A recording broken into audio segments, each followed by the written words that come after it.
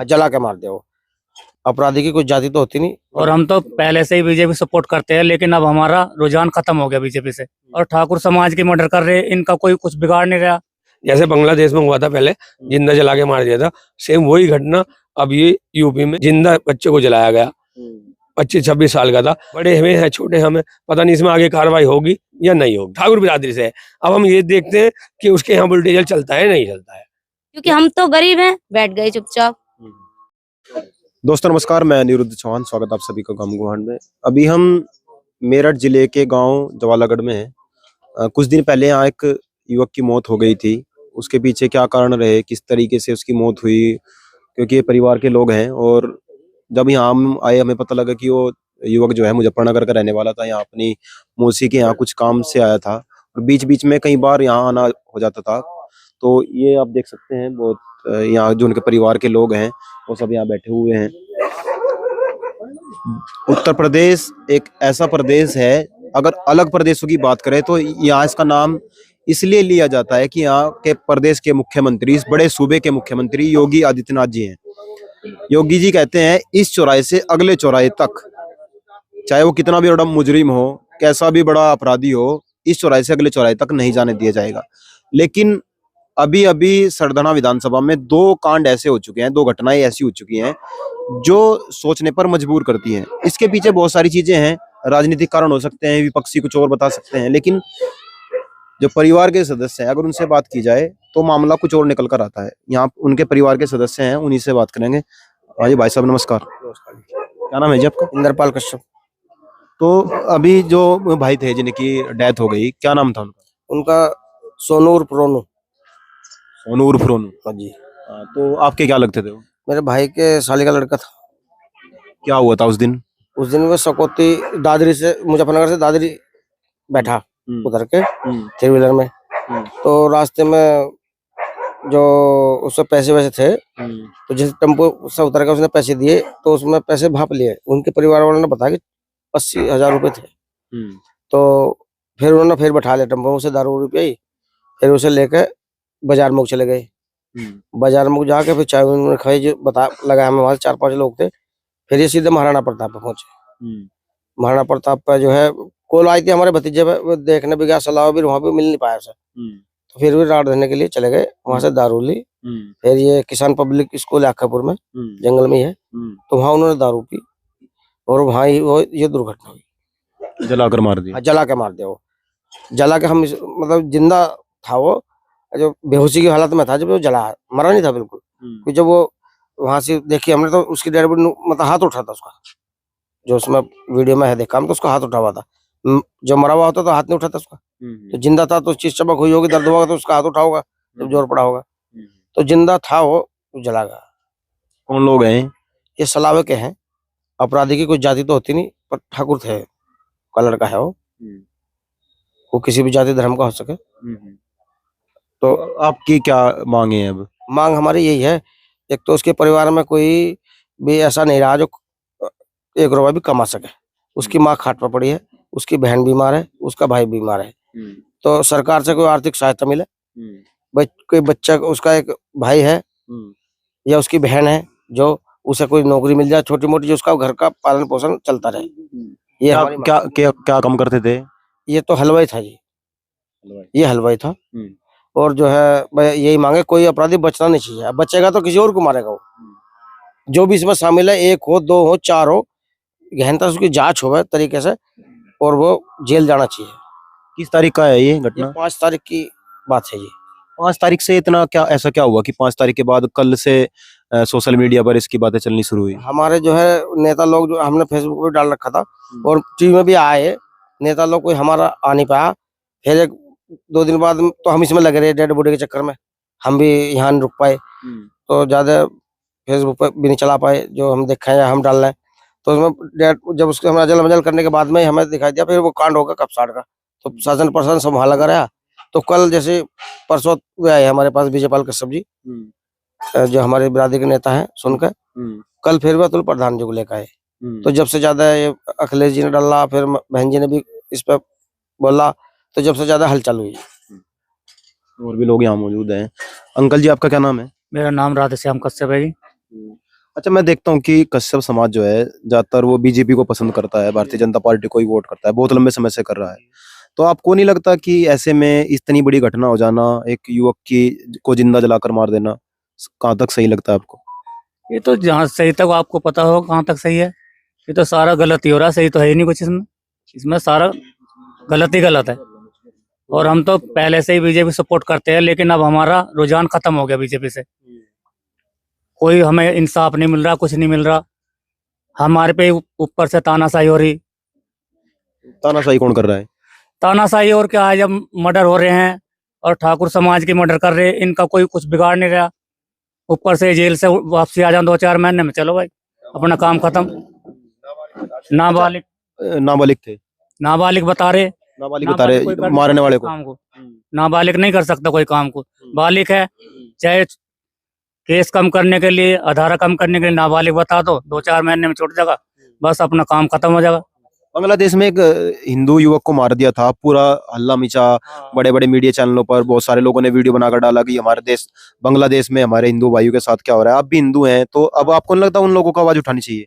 हमें आवाज उठानी चाहिए, बिल्कुल आवाज उठानी चाहिए 100%, और हम भी उठाओगे। एक बाबा है देवकी नंदन ठाकुर, वो शाहरुख खान के खिलाफ हो गए। शाहरुख खान ने बांग्लादेश के खिलाड़ी को खरीद लिया। हाँ, तो ये गलत है इस तरह का ट्वीट करना इनमें। आपकी क्या मांगे हैं अब? हमारी मांग है इंसाफ मिलना चाहिए हमें, और जो उनकी आर्थिक से परिवार की आर्थिक स्थिति है वह उनको कुछ मिले, सहायता मिले कुछ उन्हें।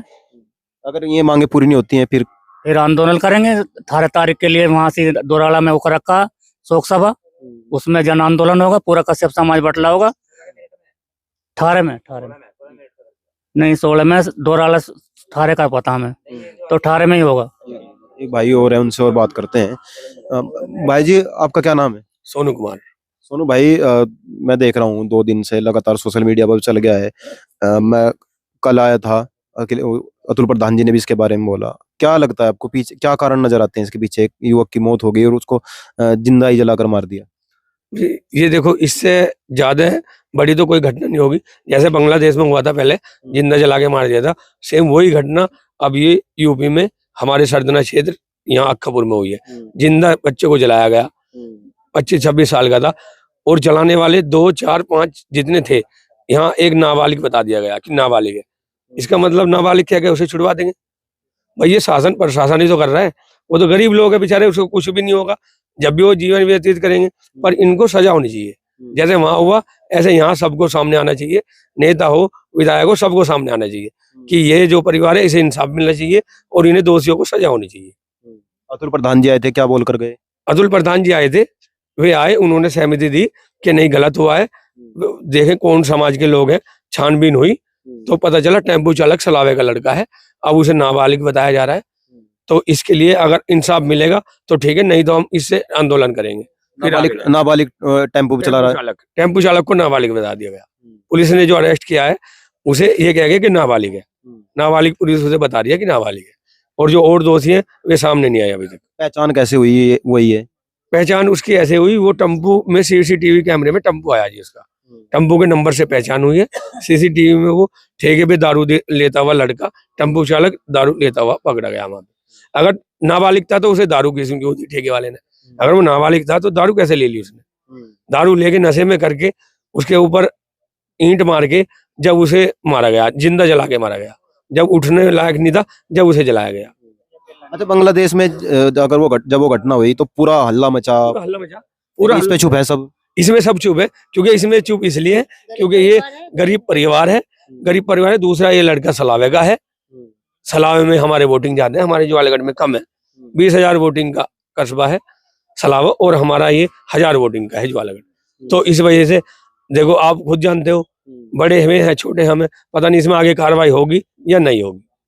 आपकी क्या मांगे हैं प्रशासन से? हमारी मांगे ये है जी, उसको इंसाफ मिलना चाहिए।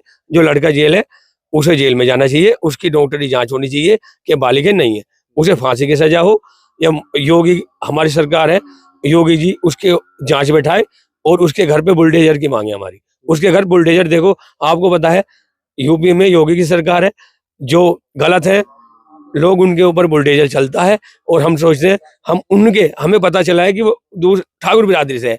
अब हम ये देखते हैं कि उसके यहाँ बुलडोजर चलता है नहीं चलता है, या हमारे पे आपको कोई चलेगा? दबाव आता है आपको लगता है चलेगा बुलडोजर?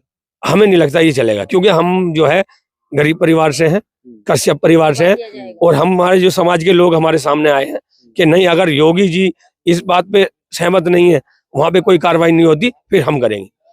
पहले हमारे यहाँ के विधायक जी हैं, अतुल प्रधान जी, पूर्व विधायक संगीत सोम जी, हम पहले इनका इंतजार कर रहे हैं। अगर ये 1-2 दिन में अगर हमें पता चला वहां कार्रवाई नहीं हो रही, तो फिर हम आगे जाएंगे, आंदोलन करेंगे, मेरठ जाएंगे। बहन जी, आपका क्या नाम है? जी सीमा है। तो आप क्या कहना चाहोगी ये जो घटना हुई इसके बारे में? मैं ये कहना चाहूंगी कि देखो, इसके पीछे एक नहीं 2-3 हैं, लेकिन पीछे उनको ऐसे छुपाए रखा है कि केवल एक को आगे रखा हुआ है। क्यों? उसके पीछे है, उनको उसके द्वारा जो पीछे है उन्हें लेके आओ, उनका नाम खोलो कि वो है कौन, यहाँ के हैं या कहीं और गांव के हैं, किस गांव के हैं वे। इतना अत्याचार बढ़ेगा वे तो उसको आगे रखेंगे, पीछे फिर वो रहेगा, लेकिन फिर यही कांड करेंगे। गांव में हर कोई इस तरह से है, अपनी मजदूरी के लिए काम करेंगे, गांव से बाहर निकलेंगे तो पीछे वे फिर देख के उनका लालच बढ़ेगा, फिर यही घटना शुरू होगी, फिर गरीब लोगों की फिर दबाई दी जाएगी।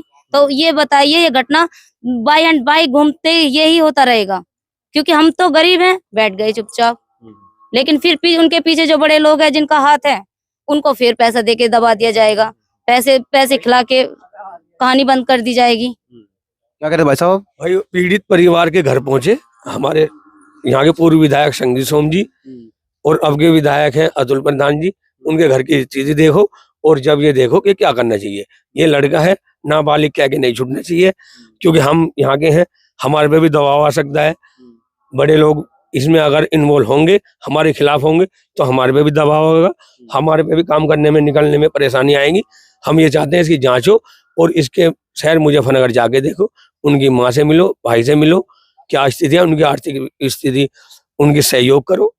अब तक हमने सहयोग किया उनकी बॉडी भी ले जाने के पास उनके पैसे नहीं थे, हमने बॉडी अपनी व्यवस्था अपना यहाँ पैसे इकट्ठे करके हमने उनकी बॉडी वहां ले जाके दी उनको, और वे कल आए थे, उनका भी किराया हमने दिया। कल अतुल प्रधान जी ने आगे हमें आश्वासन दिया, उन्होंने उनके लिए आर्थिक कुछ मदद की है कि इनके घर में जब तक शोक सभा है उनका गुजारा हो सके। उनके यहाँ ऐसी स्थिति नहीं है, वे रोज कमाने खाने वाले लोग थे। उनका बाप 8-10 साल पहले गुजर चुका था, वो रिक्शा चलाता था, पैरों वाली रिक्शा चलाता था, साइकिल वाली, तो उनकी स्थिति बहुत बेकार है।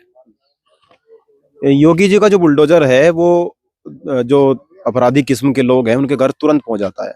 अब यहाँ बुलडोजर कब तक आएगा, कितना समय बुलडोजर का लगेगा, कौन चला के लेके आएगा, ये तो देखने वाली बात होगी। लेकिन जिस तरीके से परिवार की जो मांगे हैं, क्योंकि हम बार बार यहाँ आया करते थे, अपनी मौसी के आया करते थे, और रहने वाले मुजफ्फरनगर के थे, अब इसमें शासन प्रशासन क्या करता है तो देखने वाली बात होगी।